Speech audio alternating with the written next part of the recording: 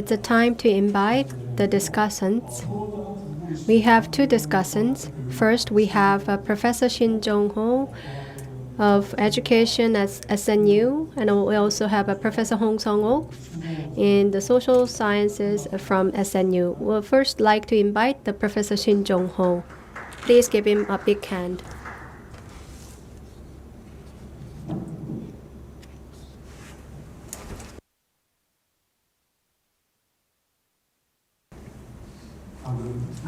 As introduced, I am Shin Jong-ho, member of the National Strategic Committee and SNU. The director Kim Jin-sook from KERIS made a very good presentation on the implication of the COVID-19 for education. So how the education field in Korea has been responding to and will be preparing for the future of education was quite well presented in the presentation. If I add on a few things to her presentation, the biggest challenge posed by the COVID-19 outbreak is that it's a time for us to re-examine the education that is provided by the schools. The first problem was that physically the school was closed. And worldwide, there are billions of students who are not able to attend school physically. And according to UNESCO, as of early May, 1.3 billion students were not able to attend school physically. But fortunately, around 400 million students were able to benefit from online learning. But still, hundreds of millions of people are not getting the proper education that they were supposed to get from school. We were supposed to resume school at mid-March, but as mentioned in the presentation, it was pushed back 3 times again, and we started the online classes. Even during the Korean War, the school was not closed, but because of the COVID-19, for the first time in our history, the school was closed physically. And starting with we start with the 3rd grader of high school, and now only 1/3 of the students are attending physically, and the remaining 2/3 are getting education online. So the school shut down. Provide us with an alternative of online learning. But there are the many challenges that are lying ahead. And UNESCO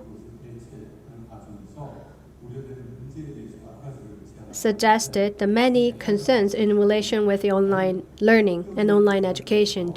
When the education was not able to be provided by the physical school, that how well are we prepared to provide the online education, and how effective is it that we provide education online? And there might be the second wave of the COVID-19, and if that takes place, that we have to improve the quality of online education. And because of school shut down, the burden of parents increased, and that led to the educational disparities among students.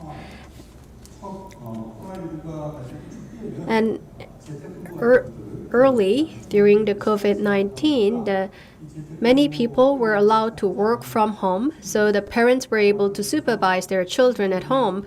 But as I mentioned, that only 1/3 of the students are attending school physically, so 2/3 of students are still at home, which means that only 2 weeks out of 3 weeks that you can attend school, and the remaining time you were at home. And if the proper supervision is not provided by the parents, they might have the potential issues such as learning loss. And at the moment, there might be another issues, that there might be the more dropouts, or the teenager delinquency issue might arise more because of the COVID-19. So we should also come up with better measures to deal with such social issues. And distance education and distance learning is provided as the alternative.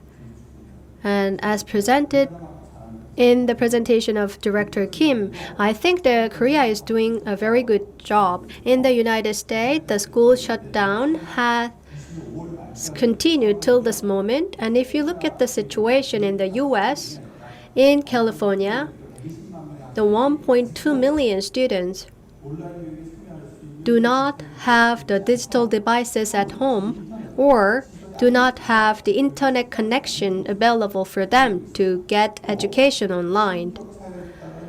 And because of the income difference, that disparity is deepened between the high-income families and the low-income families. And the families with an annual average income of 25,000, and if you compare those families with the families with the income level of over 100,000, that you see there is a 10 times difference in the education efficiency and the how the students are able to attend the online education. Now we have strengthened our online education platform in Korea. And what was startling was, as mentioned by Director Kim, that within just a month, that we were able to bolster the server to accommodate a lot more users.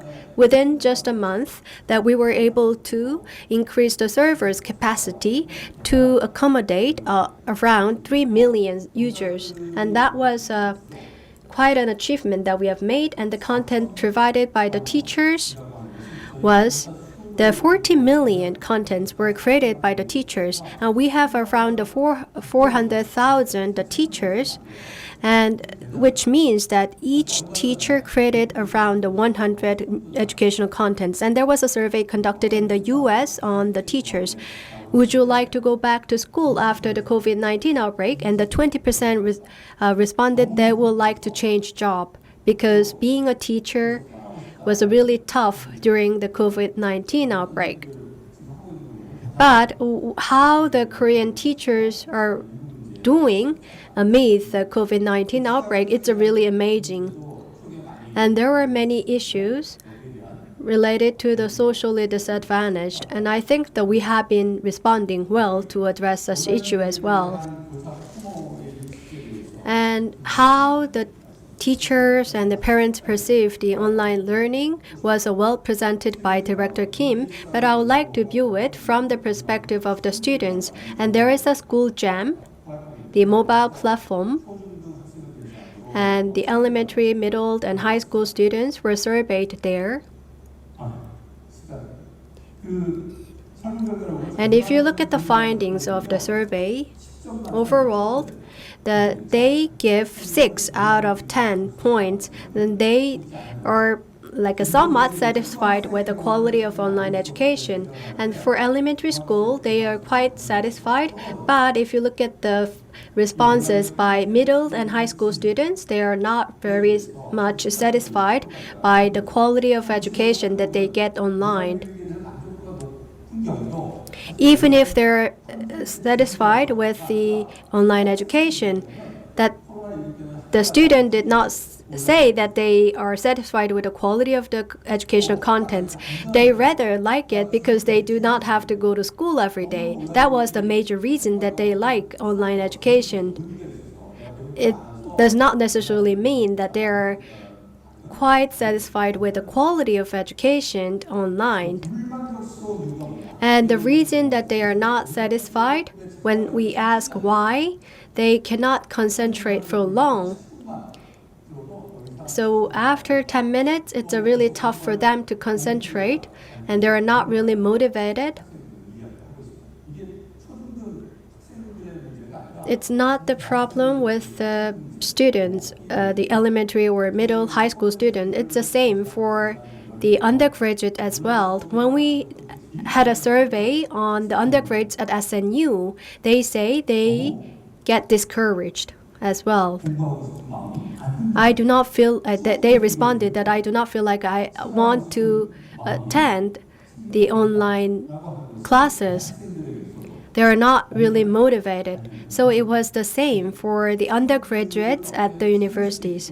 So how we will motivate the students to concentrate on the online classes, if we do not address that issue, that we cannot continue with the distance learning. And if we're going to continue with the online classes after the COVID-19, that the proper support needs to be provided. Major reason that students are not satisfied with the online learning is that the link is provided to the student, and student have to click on the link to watch the video online. And if the educational content is delivered in this way, they are not really satisfied with the online education. So the teacher themselves should create the content. But the teacher that I know that had to spend 20 hours to prepare the 30-minute lessons. So how are we going to compensate for the efforts of the teachers, and how are we going to address that issue? Without finding the issue to that we cannot continue with the online education. And you said that many contents were uploaded by the teachers, and some of them will be of good quality and some of them may not be. And we should build an integrated platform putting together many different educational material provided by the teachers, and we should also monitor the learning loss to prevent the learning loss of the students. And there should be the right assessment prepared to measure how efficient online learning is. At high schools and at universities, that we should review the right measures to address the issues that we have. And even after the COVID-19, what will be the challenges that remained needs to be examined as well. So even after the COVID-19 outbreak, if there's the second or the third wave of the COVID-19, that we should be able to provide a better quality online classes to the students. Due to the time constraints, I think I should conclude my presentation here, and I will share more in the discussion session. Thank you. Thank you very much, Professor Shin Jong-ho. I was able to feel how passionate you are about the Korean education. So now I would like to invite the next discussant, Professor Hong Sang-wook of Biosciences from SNU. Please welcome him with a big round of applause.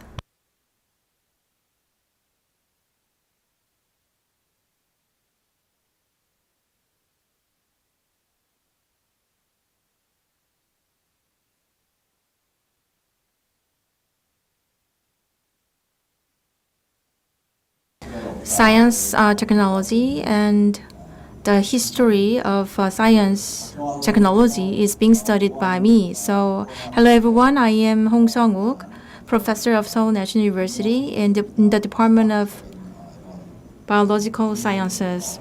The previous speaker talked about COVID-19 and education from a very philosophical perspective. So I'd like to make a continuation of that kind of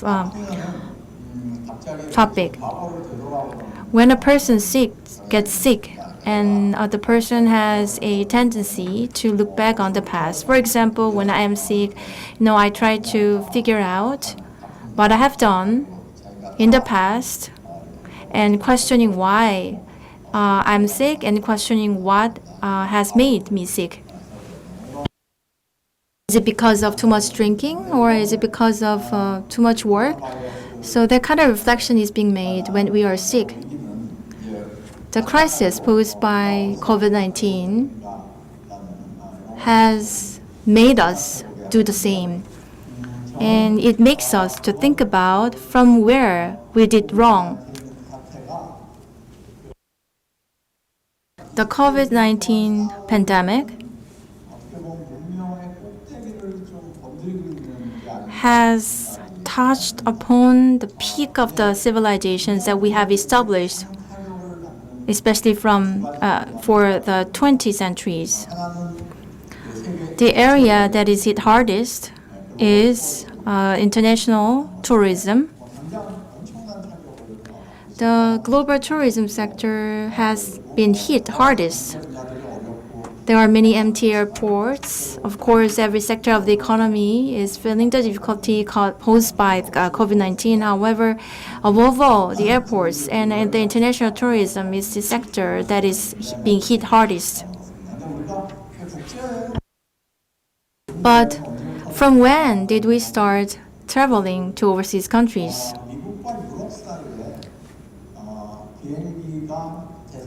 So between the US and Europe, the flight routes were introduced in 1960, as seen in the case of Boeing 707. So that opened the era of travel. So general citizens began to take flights in order to go to other countries. But what about other elements? Where is the area that is being hit hard by COVID-19? And we can find the answer among the aged, those aged over 60, over the age of 60 or 70, especially those with underlying medical problems. There are, of course, young people who are in their 20s. However, when you take a look at the death statistics, it is rare to find people in many numbers in their 20s. But there are many senior citizens who are dying of COVID-19, especially the death rate among the aged is high in Europe. More than half of those who lose their lives are senior citizens in Europe. Lifespan or life expectancy has been increasing. In the 1960s, life has been lengthened thanks to the introduction of antiviral agents. And since the 1960s, the life expectancy has grown, not related to the mother and infant mortality ratio reduction. Actually, the life expectancy has grown since 1960, thanks to the lengthened lifespan of senior citizens. So it was possible because of the medical improvements and also because of the environmental elements. So that was considered one of the most highest achievements we have made. However, in this case, in the COVID-19 situation, that achievement is being hit hardest. And we have built up a human civilization so far, and in the process we have developed many kinds of scientific technologies, but now we are in trouble, we are in a crisis. So now it's time for us to look back and reflect on ourselves to figure out from where we did wrong. During the pandemic crisis, including myself, many people are feeling hopes and aspirations at the same time. And people are trying to find hope from the possibility of developing vaccine. So nearly every day we see the press release or reports that some kind of companies are working on development of vaccine, and it is likely to succeed. By the end of this year, a vaccine is likely to be developed. These kind of anticipation and expectations exist these days a lot. However, whether or not that will be realized is not certain at this point. And even if there's a vaccine development, that vaccine may not be effective. There are such opinions. And even if there is a therapeutic agent, it would work only for treating symptoms, not the cause of the virus.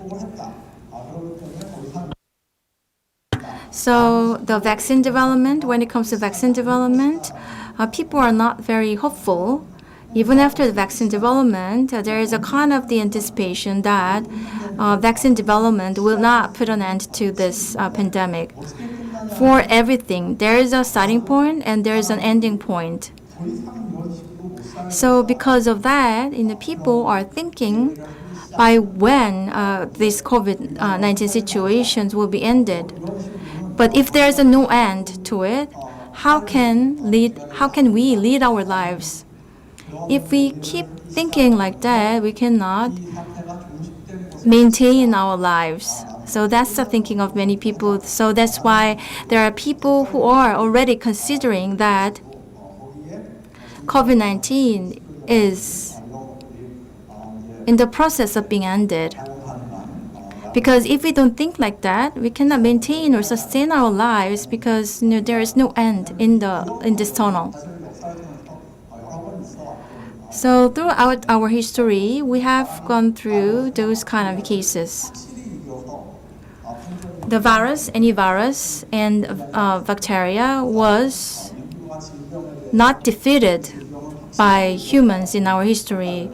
So there is no clear case where we can say that we won over bacteria. However, maybe there could be just one example. So for example, the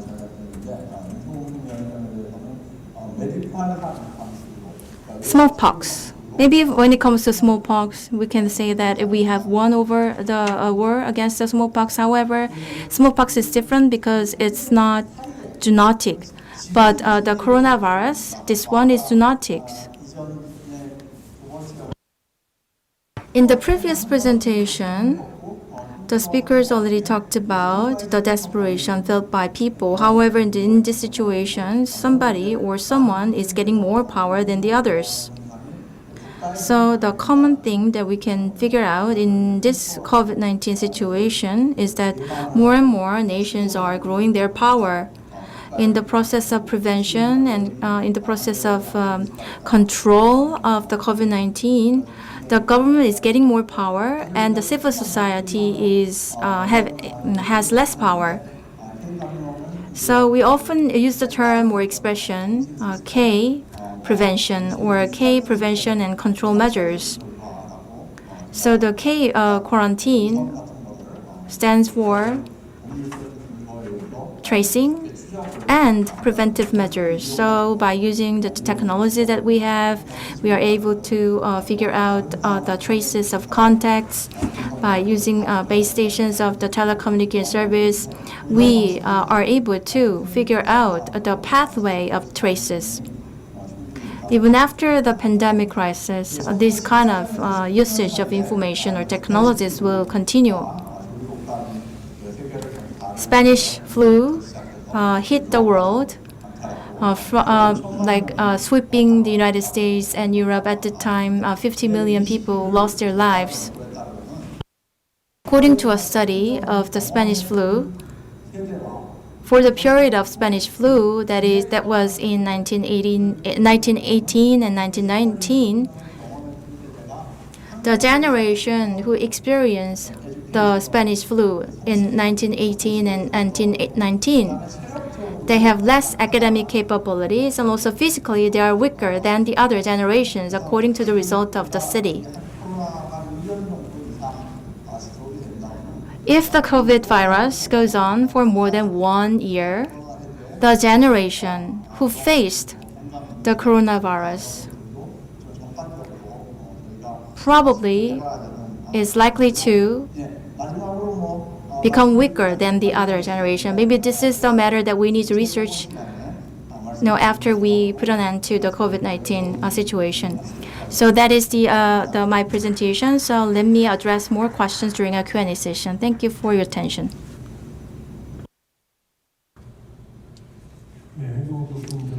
Professor Hong, thank you very much. Now I would like to invite the presenters and discussants all together to the stage to have the final discussion and the Q&A session.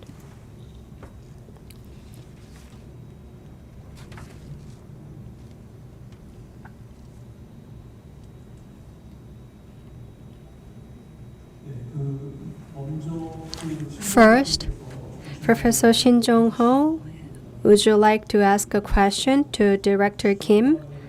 And then I will give Professor Hong a chance to ask a question. When Director Kim presented, it was mentioned, and I've also mentioned in my discussion too.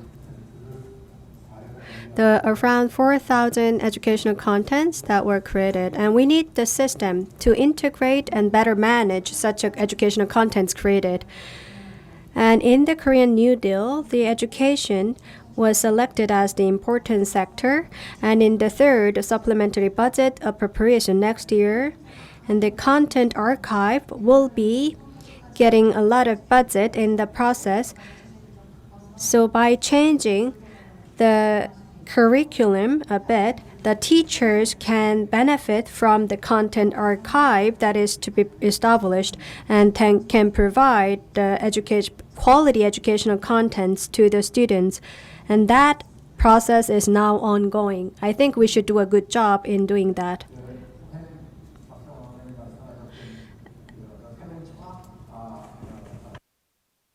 And Professor Park Jong-hwa came up with the need for new philosophy in the times of new situations.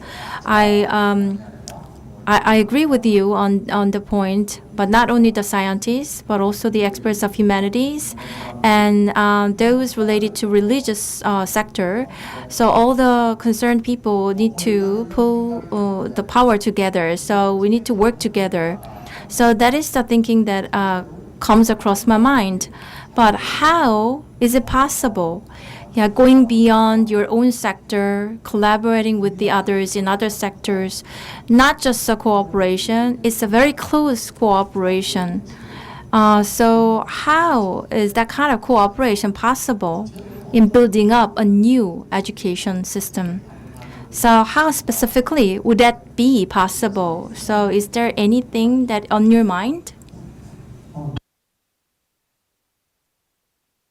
Simply put, actually, I cannot give you a simple answer to that question. So from my childhood, I was very interested in psychology, like children's psychology and the psychology of mass people. So what I felt from my research is that there are differences between people who are raised based on rational education and those who don't. But however, there is the only sector that would enable cooperation, that is the education sector. So we have different individuals. Each individual has a sovereignty, but without that sovereignty, we cannot communicate with each other. We cannot discuss with each other. Science-centered philosophy should be at the center of the society, and then religion, customs, and historical elements can be, combined together as part of the cooperation. However, if the case is opposite, such cooperation cannot be possible.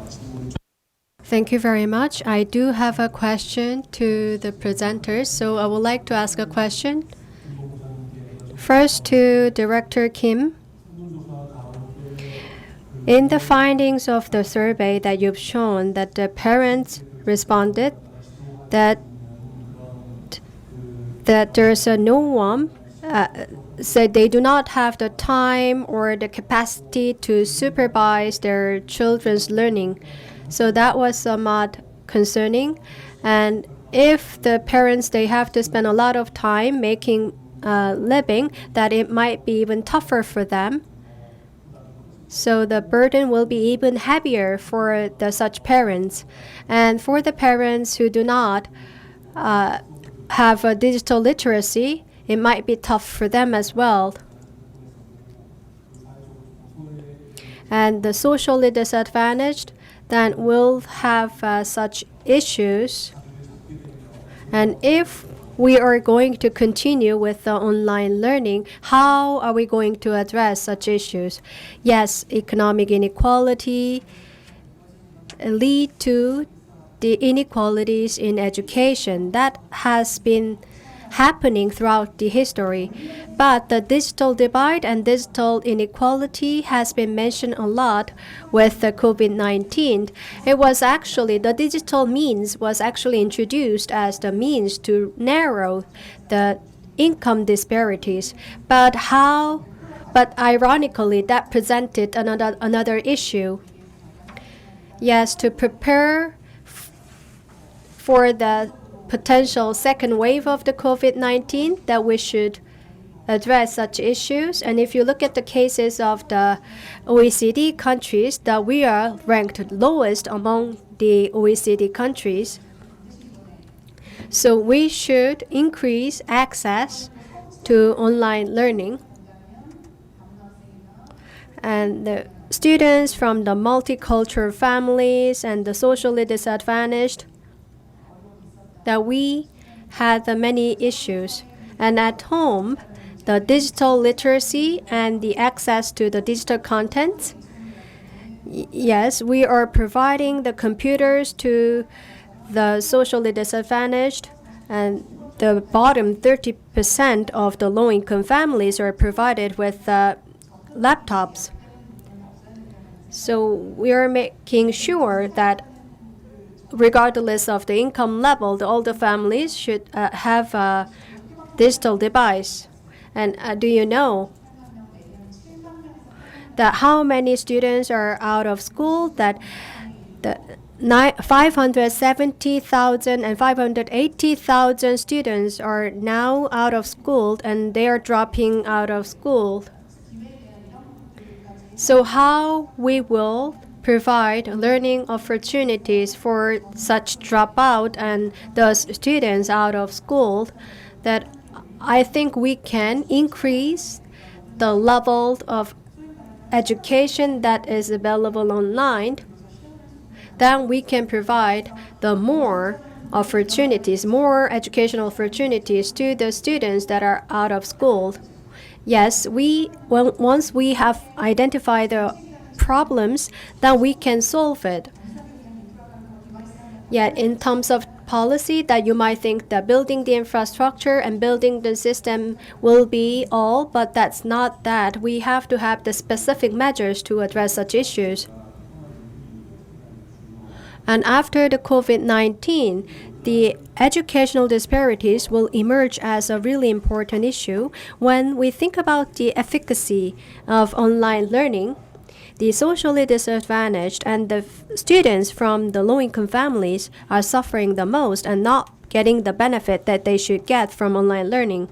The students from the multicultural families and the students from the families with families of the defectors from North Korea, which I think we might come up with solutions. For example, we can have them attend the physical schools. We can come up with the other alternatives to provide the needed education for such students as well. Thank you very much. To Professor Park, I'd like to ask you a question. So, as a philosopher, I was really, like the fact that you talked about philosophy, and I really felt good, and I thought it was a good idea to invite you to this forum. And however, as you know, sometimes the philosophers are critical, trying to find any fault in every statement. So I'd like to give you a question. There are viruses and microorganisms. However, it was mentioned that we cannot fight against them. We need to find a way to live with them. So symbiosis was emphasized by you. So I agreed on that. However, for example, say that I have been infected with COVID-19. So in that case, I would not think, okay, you came to me in a good manner. Okay, I need to live with you. I need to do good. So I'm not going to be like that. So if you are a person with the risk of losing your life, what would you do or how would you approach? So how would you deal with the two conflicting situations? I think it depends on in which country you are. So Sweden and Korea would have reacted to that differently. So ultimately, what I mean by symbiosis or mutual existence is not the one that we need to live together, literally. So I'd like to give more focus on the way of processing information. What I mean by that, we need to live together with bacteria. That means that we need to have a better understanding about how the virus processes information. We need to have a better understanding and clear understanding of the viruses, how they are processing information. But the same goes to coronavirus. And after some time, they will be with us and they will not just go away. So, and after some time, immunity will be created in the future. But what I mean by living together with them is that we need to know better with each other. That's what I mean. Yeah, please have a comment. So when I catch a cold, we think that the cold has come down to me and I need to overcome this, I need to get over it. Yeah, that's the way we think when it comes to catching a cold. So, but actually the coronavirus may be different.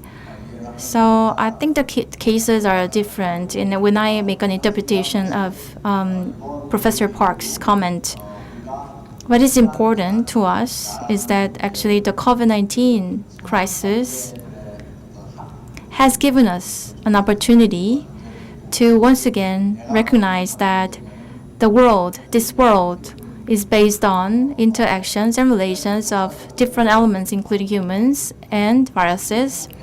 And the relations or the combination consists of the elements that we know and the elements that we didn't know before. So as for humans and as for the things that we didn't know before, we are now able to think about how all of that work. So as a human, we have the kind of opportunity to think about those matters thanks to COVID-19. So autogenesis, autopoiesis is a concept introduced by one scholar. I think we need to go beyond that, like symbiosis. So move beyond autogenesis, and we need to think about the symbiosis, existing together and living together, so mutual existence. So symbiosis is the one that we need to consider taking this opportunity. We have prepared the online questions as well, so let's take a look.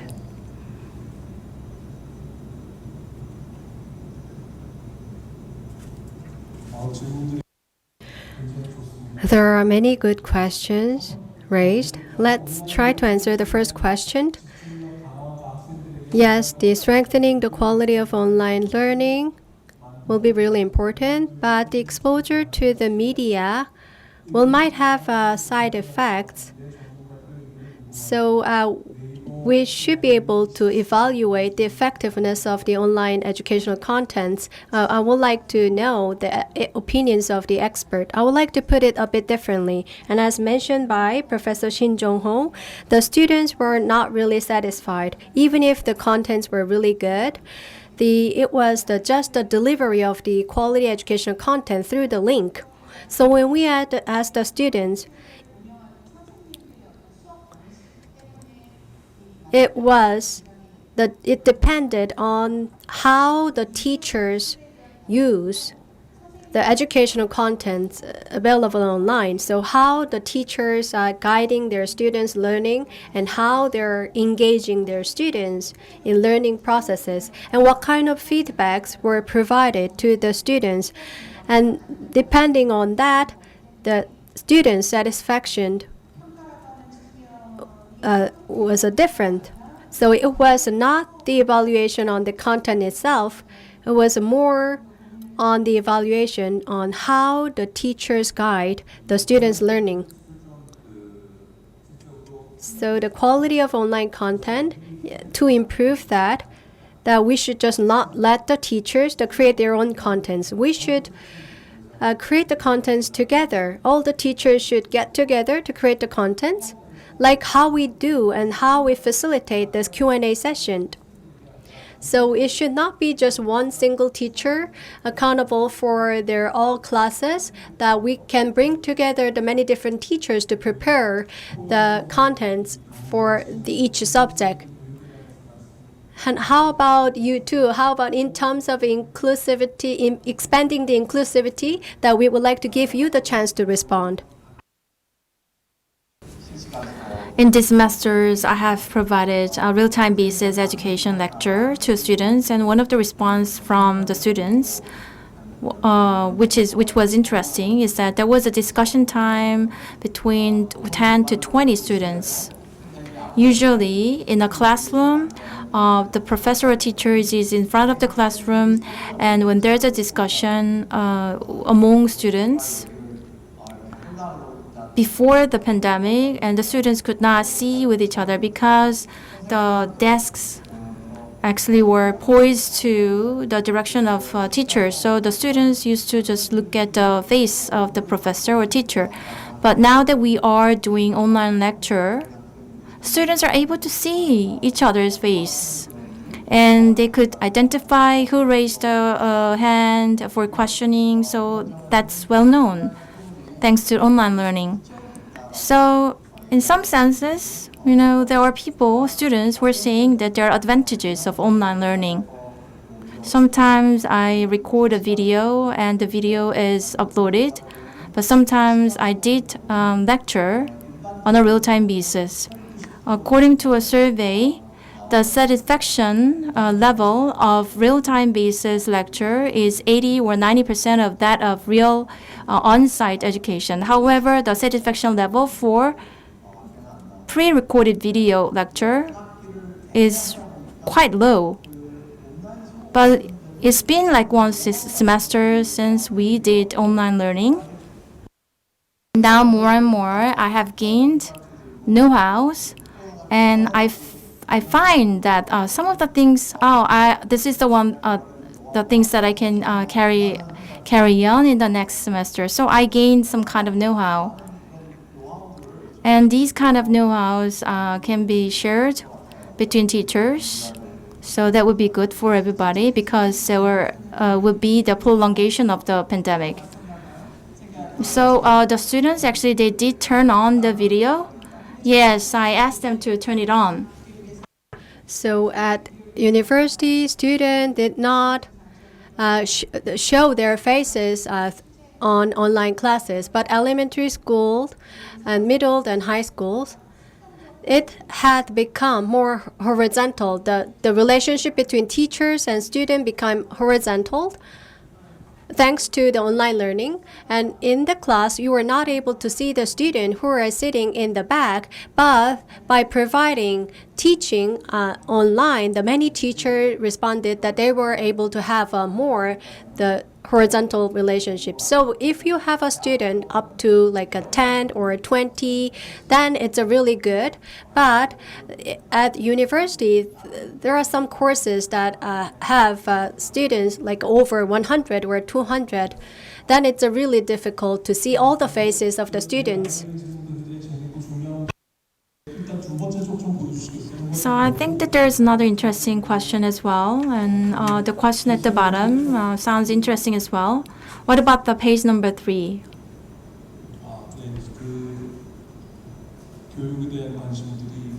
It seems that there's high-level interest in education. So let's go back to page 1. Yes. Shin on YouTube asked this question. I think that this is a core question that will receive the attention of everyone. So one of the concerns felt in the process of online learning was that in the high school students who are on the brink, who will have the examinations to enter the university, they are very concerned. So what do you think about the current situations? What should be the changes that we need to pursue? And the college exam has been the issue in Korea for very long. So it's an issue that needs really careful deliberation. But at high school, the course credit system is being talked about a lot as the alternative at the moment. So there might be the many diverse perspectives or diverse options that can be considered. So now universities look more into what kind of experience the student had. They're not just looking at the scores of the students. So by introducing the course credit system at high schools, that we can address such issues. I believe that course credit system will likely to be talked about a lot as an alternative. And 2030, the college exam is being reviewed at the Ministry of Education. And yes, the credit, the system is now mentioned as an alternative. So now we have a uniformed curriculum, but the students will be able to choose the course that they would like to take at high school. And what kind of courses they have chosen to take can also be reviewed and evaluated by the universities when they choose the students. And that issue will, I believe, will be discussed even further. And so the college exam for the third graders of high school, and what will be the advantages and disadvantages for the third graders now. So now the scores and the evaluation result will be reflected in their college exams. So, but for this time, the third grader, what will be the things that will be evaluated by the universities? So they are suggesting some of the solutions. The Ministry of Education is considering some of the solutions. So how we can improve the current college admissions system to choose the right students at the universities. So we should have this kind of social discussions. And the college exam, and if the curriculum is improved, that will be the new kind of college admission that we can introduce. Thank you. And since education is being talked about a lot, I would like to ask a question to Professor Bhak. So there were many elements on which I agree with you, Professor Park.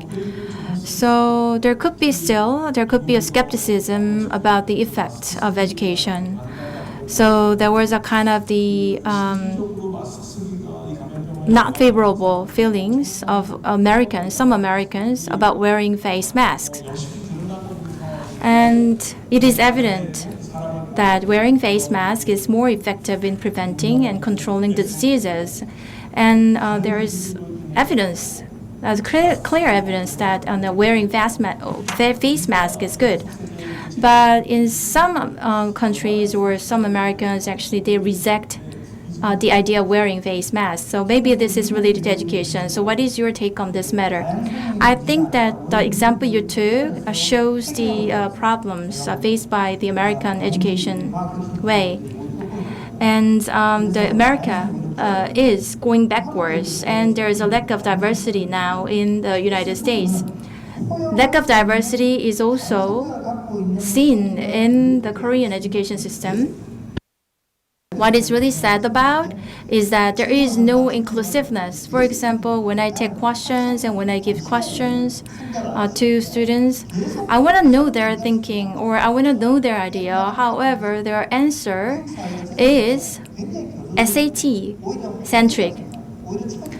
I think that kind of problem is vivid in the American education system as well.